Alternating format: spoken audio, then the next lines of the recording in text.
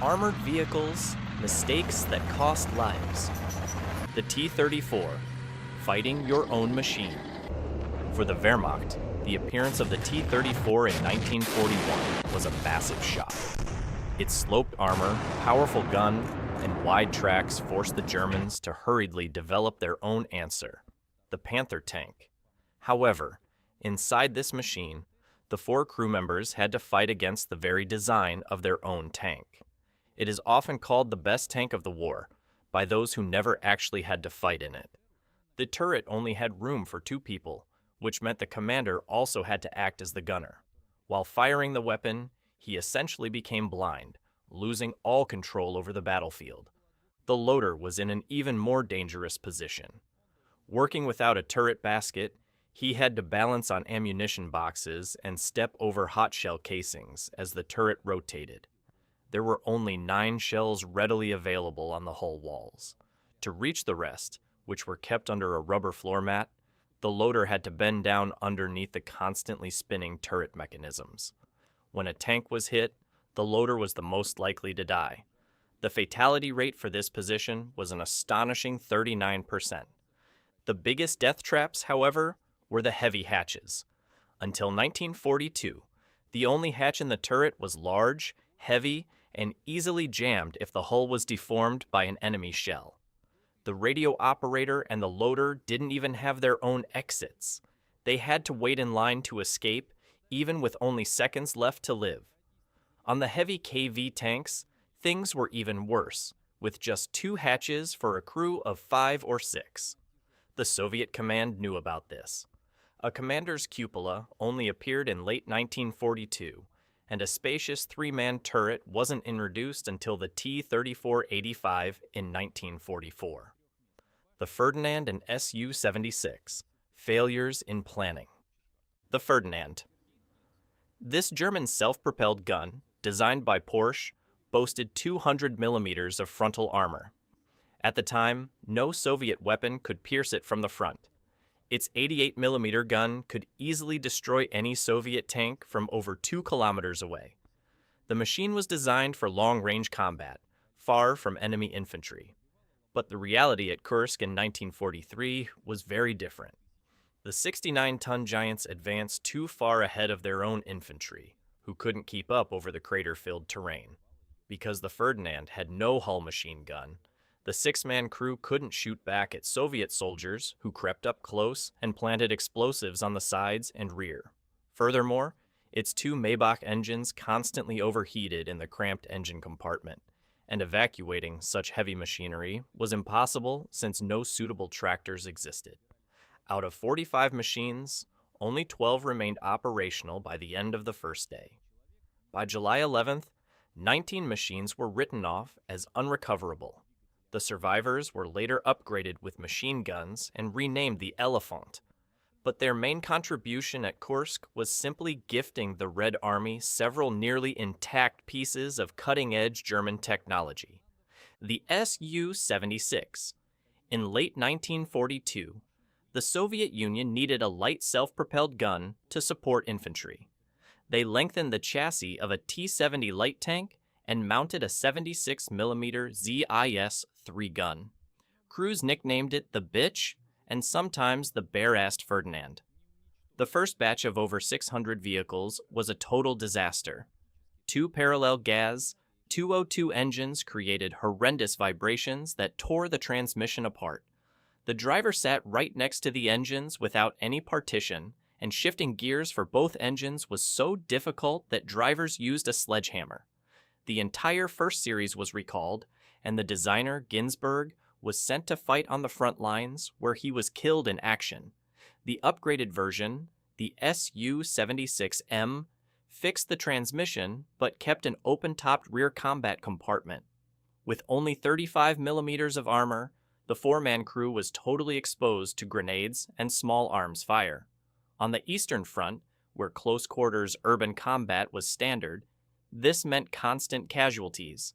Despite this, over 14,000 were built, making it the second most widely produced Soviet armored vehicle after the T-34. The British Covenanter and American M113. from absurdity to aluminum coffins. The Covenanter. This British cruiser tank was rushed into mass production straight from the blueprints in 1939 without proper prototype testing. The designers made a fatal flaw. They placed the engine cooling radiators directly on the frontal armor plate. In combat, any hit to the front would destroy the cooling system, causing the engine to overheat and stall. Even outside of battle, the airflow design meant that in hot weather, the engine would boil, while in winter, the temperature inside the crew compartment would drop below freezing. Crews were literally freezing to death inside their own tanks. Britain built 1,771 of these tanks, but not a single one ever saw combat. They were exclusively used for training in the UUK. It stands as a monument to what happens when a tank is mass-produced without testing. The M113, designed as a lightweight, amphibious armored personnel carrier made of aluminum. It was supposed to deliver infantry safely to the battlefield and then withdraw. But in Vietnam, soldiers dubbed it the aluminum coffin. The 12 to 38 millimeter armor stopped bullets and shrapnel, but the thin aluminum bottom was utterly defenseless against the mines and anti-tank rockets heavily used by the Viet Cong and the North Vietnamese Army. A single mine would destroy the vehicle along with its crew and passengers. Between November 1967 and March 1970, 1,342 M113s were lost to mines alone. The solution didn't come from engineers, but from the soldiers themselves. They simply refused to ride inside. Troops sat on the roof, preferring the risk of enemy fire over the certainty of a mine blast. Drivers even fashioned homemade extended control levers so they could steer from the roof without climbing inside. Eventually, they began welding steel plates to the bottom and stacking sandbags for protection. Exposed machine gunners were also prime targets. In the Battle of Apbach in January 1963, 14 gunners were killed in a single engagement, prompting the military to finally install gun shields. Over the course of the war, the U.S. and its allies lost around 8,000 M113s. Aviation, fatal engineering, and the human factor. The He-177 and He-162. Germany's deadly designs.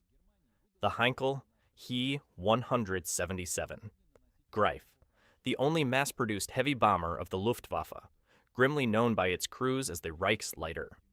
In 1936, a requirement was issued for a bomber capable of striking deep into the Soviet Union. This required engines of at least 2,000 horsepower, which Germany did not possess. Chief designer Siegfried Günther decided to pair two Daimler-Benz 601 engines side by side in a single engine nacelle to turn a single propeller. This made the four-engine bomber look like a twin-engine aircraft, reducing drag and theoretically allowing it to dive bomb. But the cramped nacelles left absolutely no room for cooling, maintenance, or a firewall. Fuel and oil pooled at the bottom of the cowling, and the glowing central exhaust manifold constantly ignited the mixture. The first prototype flew in November 1939 for just 12 minutes before overheating. Out of the 8 prototypes, 6 were lost, mostly due to fires or structural failures in dives. As early as 1938, Ernst Haenkel begged the ministry to use 4 separate engines, but he was denied. About 1,100 machines were built with these fatal flaws.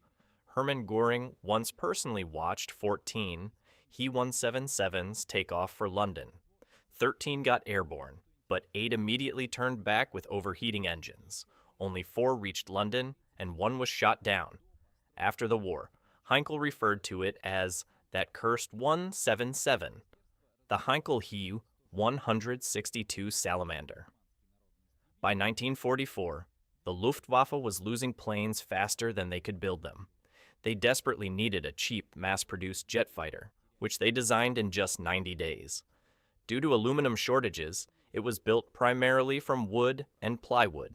A BMW turbojet engine was mounted directly on top of the fuselage, right behind the pilot's cabin. While this freed up space and improved visibility, it created a deadly hazard. When ejecting or trying to bail out of a damaged plane, pilots were immediately sucked straight into the jet intake. Dozens of pilots died just trying to escape. To make matters worse, the glue used for the wooden parts was highly defective. At high speeds, the glue joints would fail, and entire pieces of the aircraft's skin would rip away mid-flight, causing several fatal crashes.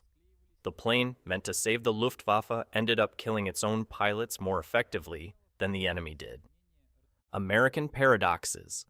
The B-17 and the Grumman F-11F Tiger. The B-17 Flying Fortress. This legendary bomber could survive massive anti-aircraft fire and enemy fighters, yet on the ground, it was being destroyed by two identical levers. Throughout World War II, the B-17 suffered from the same bizarre accident. After a successful runway landing, the plane would suddenly retract its landing gear and scrape its belly across the concrete, shooting sparks and flames. Command blamed pilot error, fatigue, and stress. But the statistics didn't make sense. If it were purely human error, the accidents would be random. Instead, over 400 identical crashes happened in just 22 months, and only on specific aircraft models. In 1943, military psychologist Alphonse Chapanis was sent to investigate. He climbed into the cockpit and discovered something incredibly simple. The landing gear lever and the flap control lever were placed right next to each other, and they looked exactly identical. An exhausted pilot trying to raise the flaps after landing would reach out and accidentally pull the landing gear lever instead, dropping the plane onto its belly.